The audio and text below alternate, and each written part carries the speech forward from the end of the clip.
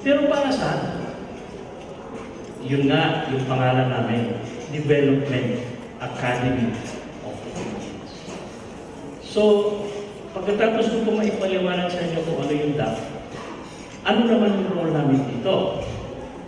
Nabanggit na kanina ni Faye that together with CHED, the PASO, yung Philippine Association of State Universities and Colleges, at saka ang Bicol University, we are partners in crime. Crime meaning to improve quality education here in our country. We're helping CHED, we're helping PASO, and we're helping educational institutions like Bicol University. Doon sa kanilang tinatawag na Executive Development Program, EDPS, for state universities. Because the idea of improving quality of education has many forms. Kung nabanggit yung FAIR, yung Philippine Higher Education Roadmap, that's an idea. But who will implement the idea? SUCs and some other HDIs. So, doon po kami partner in crime. Now, so, as I said, in pursuing this mandate, we have assisted in shaping government policies.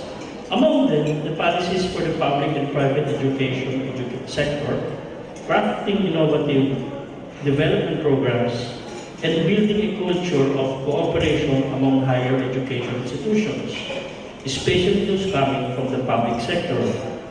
But let me digress a little bit on that. Bukod dun po sa pag-involve namin sa higher education, from day one, nabanggit ko na sa inyo yung CESOS, we were also involved in developing foreign service officers through the Career Foreign Service Development Program, which is now an institution in itself, the Foreign Service Institute of the Department of Foreign Affairs. We were involved in the development of what you call integrated areas, integrated area development, regional development, community development, and in the 70s it became the Ministry of Human Settlements. I think you're familiar with that, those of you who are younger than me.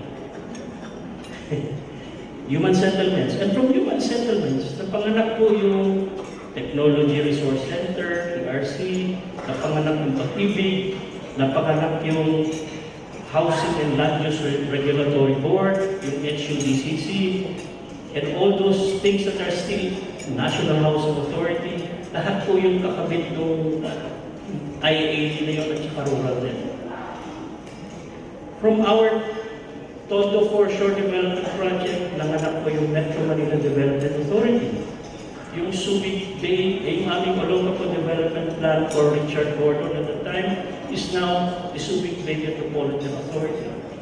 Yung pong medium scale program namin is now the Bureau of Small Scale Industry in the Department of Trade and Industry. So, yung aming Social Indicators Project with Dr. Mahar Malahas is now the Social Weather Station, SWS. So you can almost identify some of these institutions that were what you call sons and daughters of the AP. So it started with an idea, became a program, it became a project, now it's an institution. Now, we're also helping CHED and the higher educational institutions look at a possible academy for higher education. We don't know the name yet. We're also looking at the idea of providing a career system. If the national government has a CESO, probably a CESO type of career system could also be looked into for higher education. So that's what I mean by being partners in crime with CHED and PASO. So our presence here today reaffirms the DAP's continued commitment to the development of higher education in the Philippines. We are especially happy to support the Bicol region in particular in its convergence initiatives, in the education sector in particular. Higher education institutions, particularly public higher education, do not exist in a vacuum. You face a challenge to maximize resources in order to produce quality outcomes that will ultimately benefit the community and the nation. 4 years ago, Secretary Butchabat of DBM and Chairman Duque of Civil Service, hindi nga lang nakadalo si Secretary Abad, but he sent one of his other secretaries and myself. We were privileged to go to Canada to study, as a study mission, together with some other countries, to look into the Canadian form of government. Okay? Dito po sa atin, what did we see there? And it's now being implemented here in the Philippines, little by little. What did we see there? Doon po sa Canada, yung directory nila, yung telephone directory, hindi nyo makikita doon yung Commission on Higher Education nila. Hindi nyo makikita doon yung NEDA nila. Hindi nyo makikita doon yung State University nila. You know what you will see? It's the service that these institutions provide. So when you need a birth certificate, look at the telephone directory and there's letter B, birth certificate. If you need a driver's license, look at letter D and there's a driver's license. Naka-indicate doon yung service at may telephone number. And andun yung institusyon. Dito sa atin, institutional ang directory. Of course, they also have a version where you have institutions. But if you want service, look at the service guide. And then, what did we see there?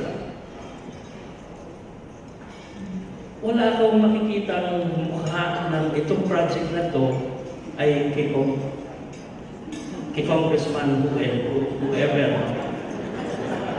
Oh, no, excuse me, wala akong ibig sabihin ito. It's not personality, yung pong ibig sabihin. It is, and I think we're doing that now. Wala na ako nakikita public works project na may mukha ng Secretary of Public Works o ng mukha ng Presidente ng Pilipinas. Meron pa ba ako? Meron pa kayo nakikita? Wala na eh. So, unti-unti, nagagawa natin. Now, doon po, modern na sila. As yung pong first floor ng lahat ng public buildings, maging yan man ay barangay hall nila, provincial capital, municipal or city hall, or yung first floor ng kanilang NEDA, o first floor ng shed nila doon. Yung first floor, lahat ng serbisyong kailangan ng mamamayan, pwede mo makuha doon, one-stop shop. So, kung kailangan mo birth certificate, punta ka sa barangay hall, makukuha mo yun doon. Punta ka sa Ministry of Health, makukuha mo yun doon. Punta ka sa Department of Ministry of Foreign Affairs sila, makukuha mo yun doon. Yung first floor. Tapos, they're so modern that may ATM na sila sa mga malls. Pipindot ka and you can get the service. Of course, not all government service can be available through the ATM machine or through the first floor. But the idea of the citizen not knowing who is giving the service is there. So regardless of whether you are a barangay, a municipality, a city, a province, a region, kanila kasi federal, national, they don't know that. The citizen doesn't know that. What they know is there is one face of government. One face of government. So, and then, ito pa isang natutunan namin doon. Yung tinatawag na seamless, kanina binanggit ni Faye, horizontal.